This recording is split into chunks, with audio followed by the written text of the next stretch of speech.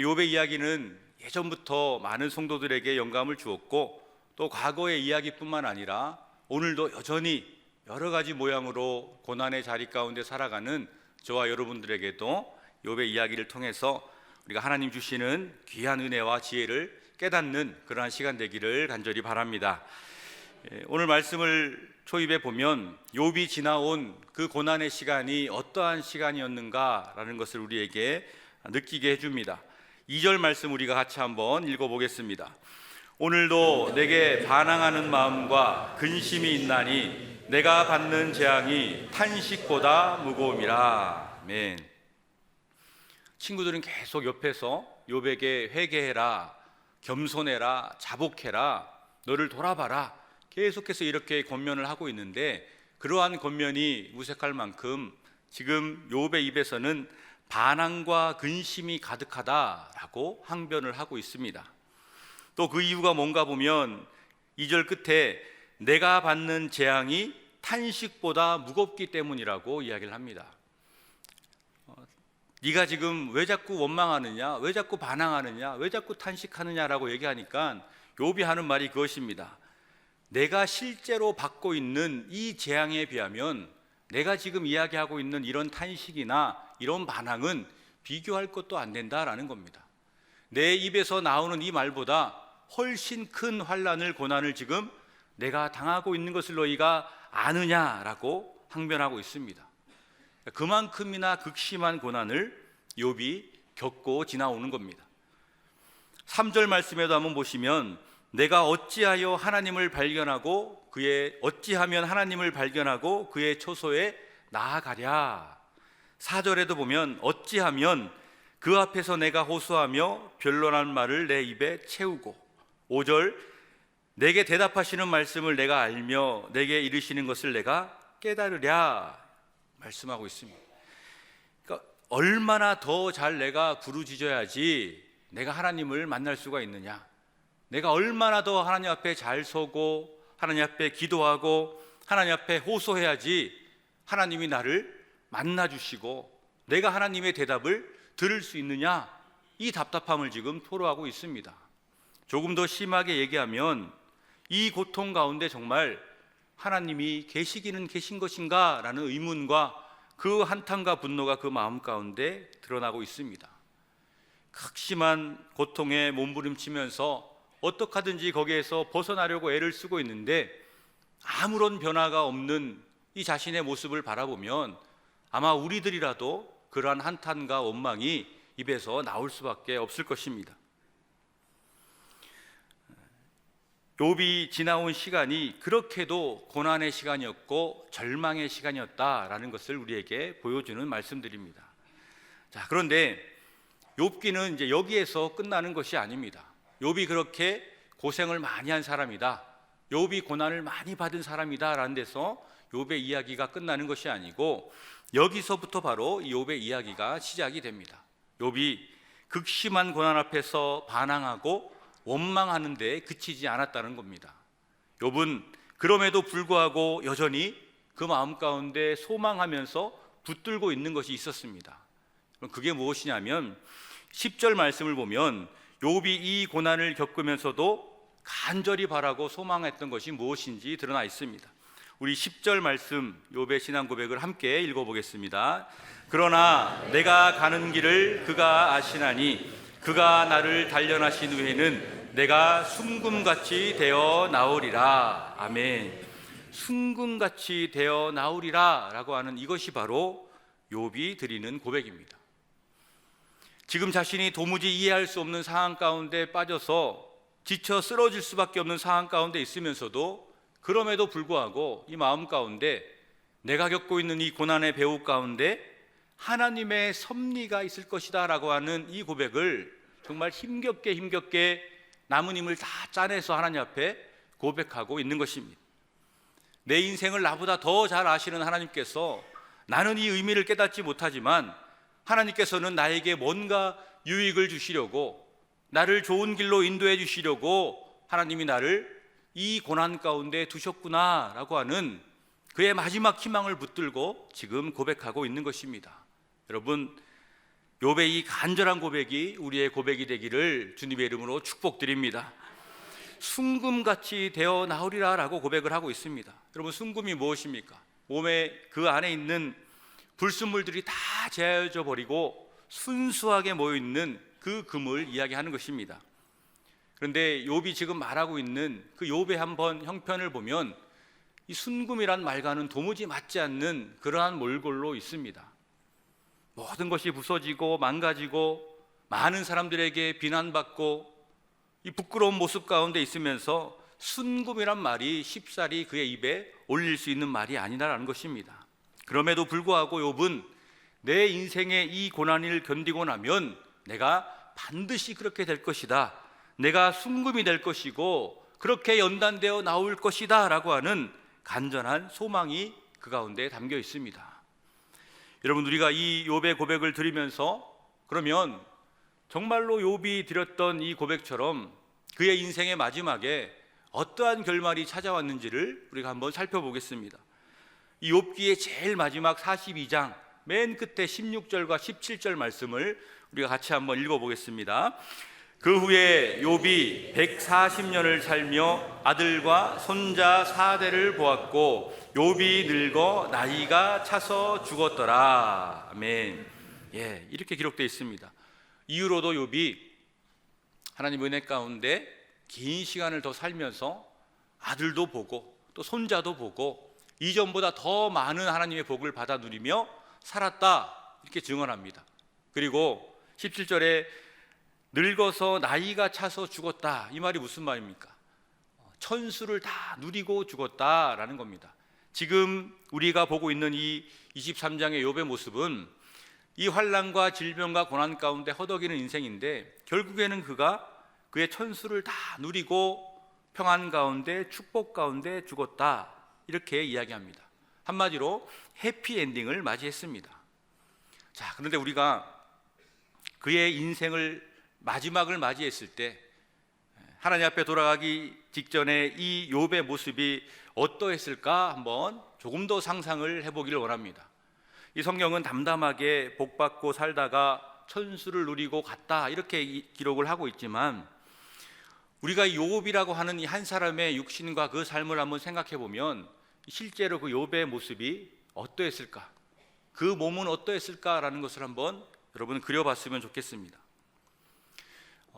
제가 조그만 가슴팍 위에 정말 깨알 만한 종기 하나가 생긴 적이 있습니다. 10여 년 전에 그것이 생겼는데 무심코 내버려뒀더니 이게 손톱만해지고 나중에는 500원짜리 동전만해지고 그 나중에는 빨갛게 변하더니 이게 농이 져서 스치기만 해도 견딜 수 없는 그런 상태가 되어버렸습니다.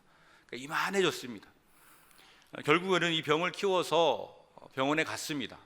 의사 선생님이 이거는 바로 째서 속에 있는 모든 나쁜 것들을 다 긁어내야 된다는 거예요. 그래서 눈앞에서 무슨 약을 발라주더니 이 상처를 쭉 찢고 뭔지 모를 것을 가지고 팍팍 긁어냅니다. 정말 얼마나 아팠는지 모릅니다.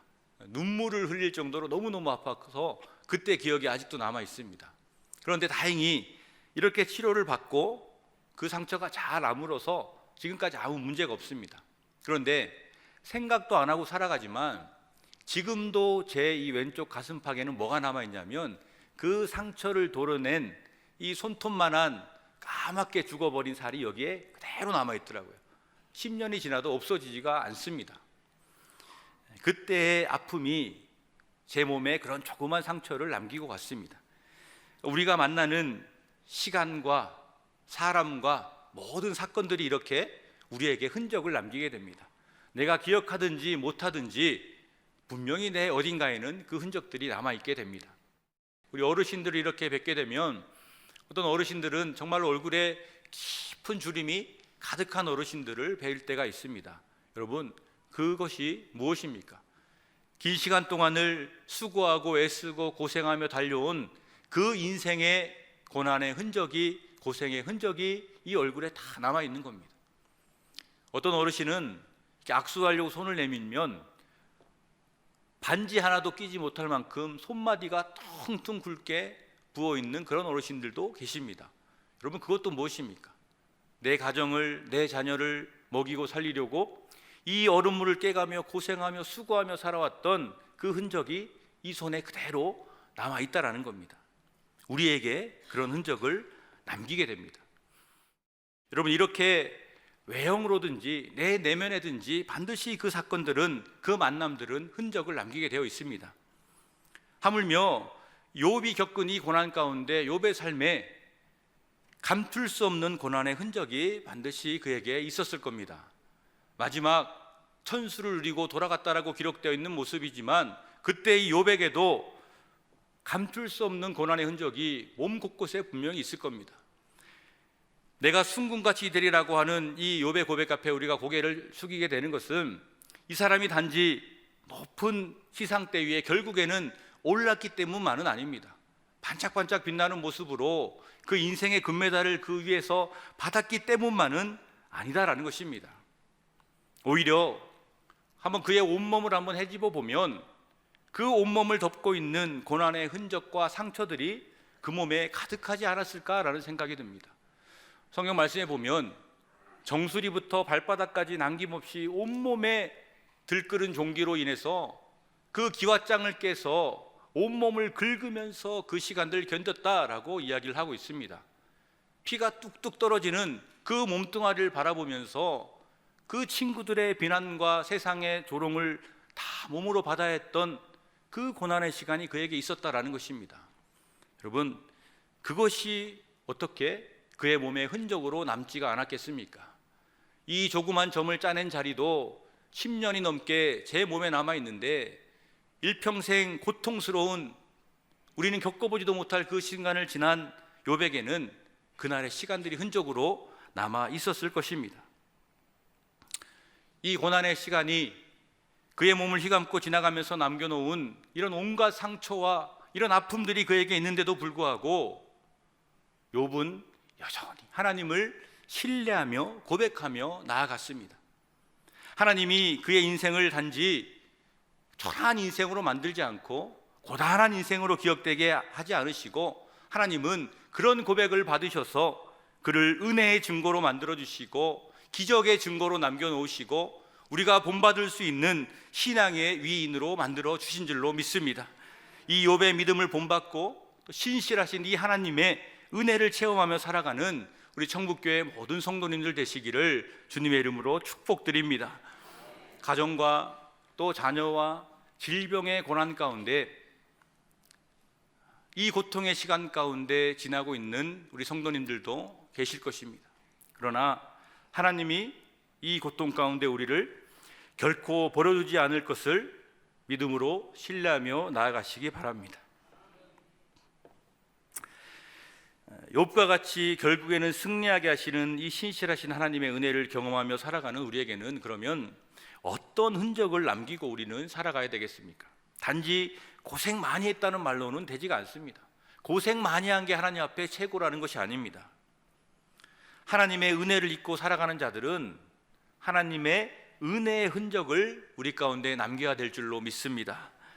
그것을 부끄러워하고 가리는 것이 아니라, 그 상처를 가리는 것이 아니라 그것을 덮고도 남을 하나님의 은혜가 나에게 있었음을 고백하며 살아가는 것이 믿는 자들의 삶인 것입니다. 사도 바울이 자신에게 남겨진 흔적에 대해서 이렇게 고백하고 있습니다. 우리 갈라디아서 6장 17절 말씀을 함께 고백하며 읽겠습니다. 이후로는 누구든지 나를 괴롭게 하지 말라. 아멘. 내 몸에 예수의 흔적을 지니고 있노라.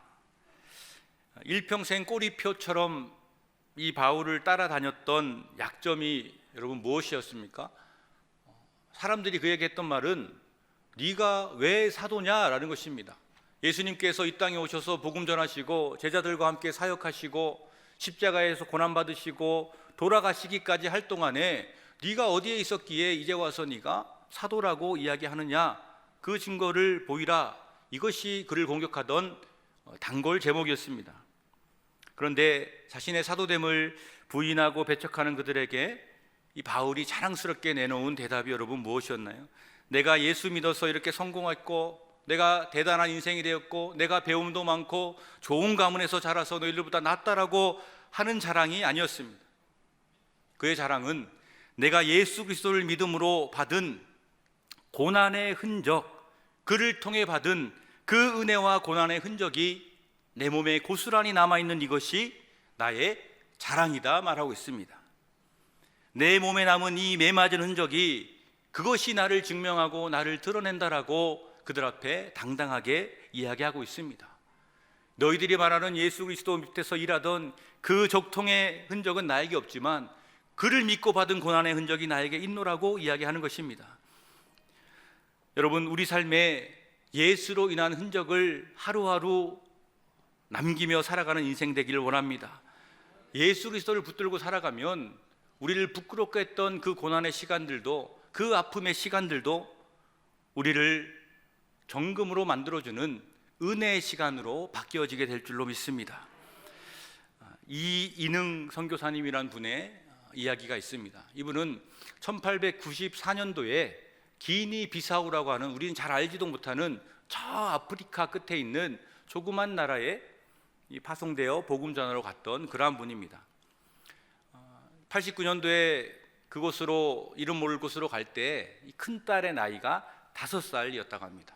데리고 갔는데 이 아이를 잘 키우고 이제 15년의 시간이 흘러서 이 딸이 이제 20살이 되었는데 그 낯선 땅에서 어떻게 애지중지 잘 키웠는지 하나님의 은혜로 잘 자랐다고 합니다. 그리고 저 멀리 미국 땅으로 유학까지 갈 수 있는 은혜가 있었답니다.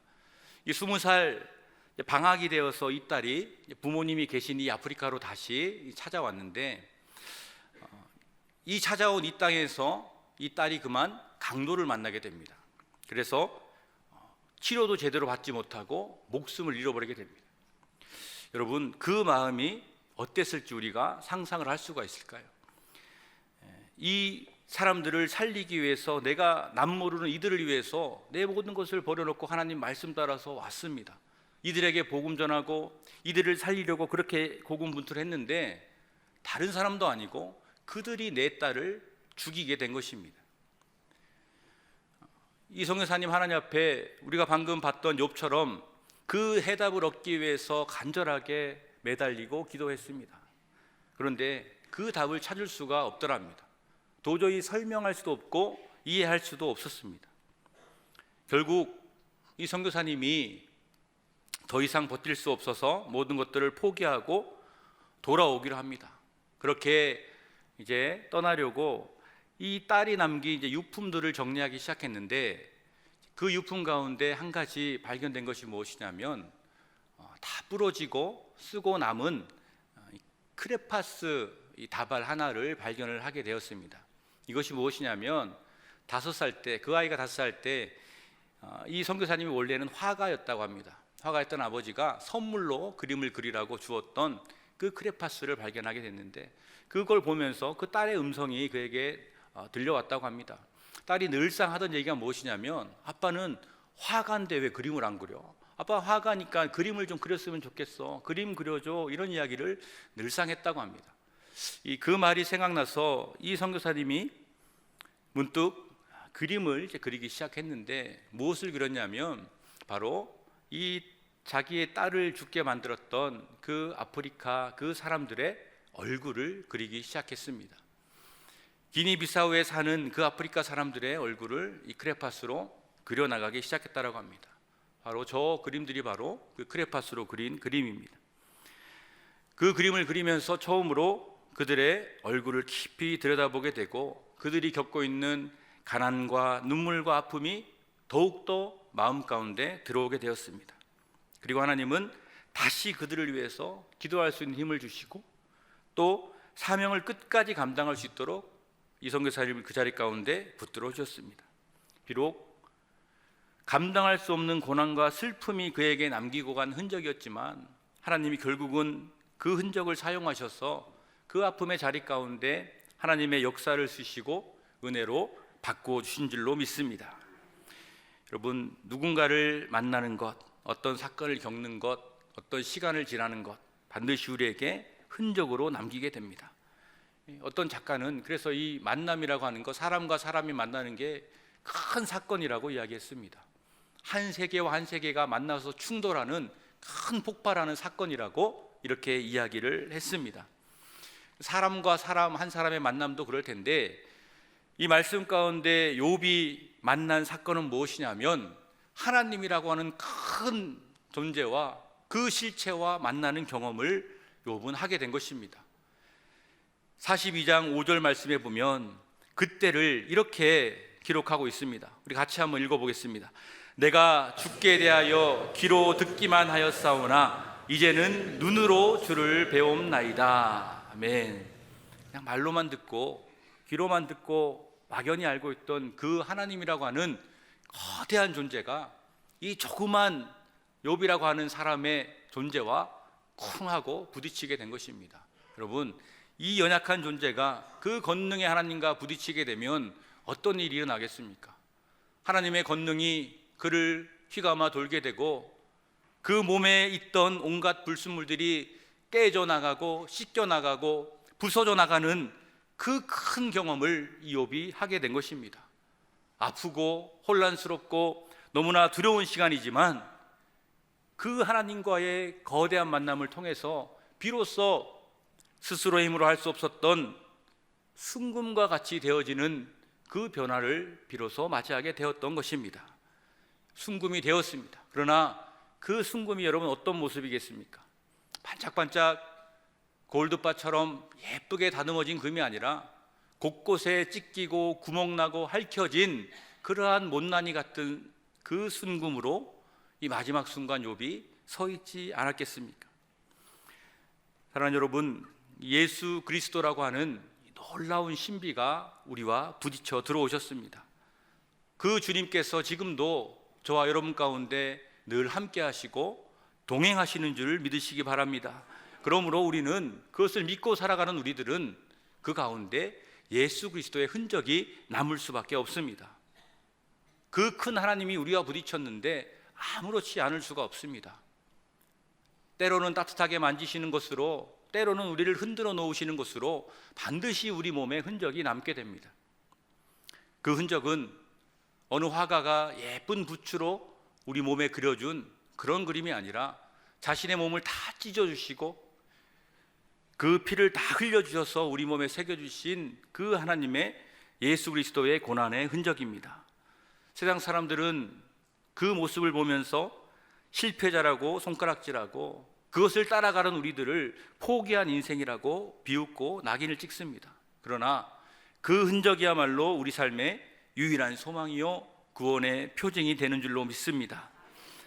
그것을 믿기에 우리는 그 십자가의 비참하게 달려있는 찢겨진 예수를 보면서도 아름답다 예수여, 아름답다 예수여 찬미하고 찬송할 수 있는 것입니다.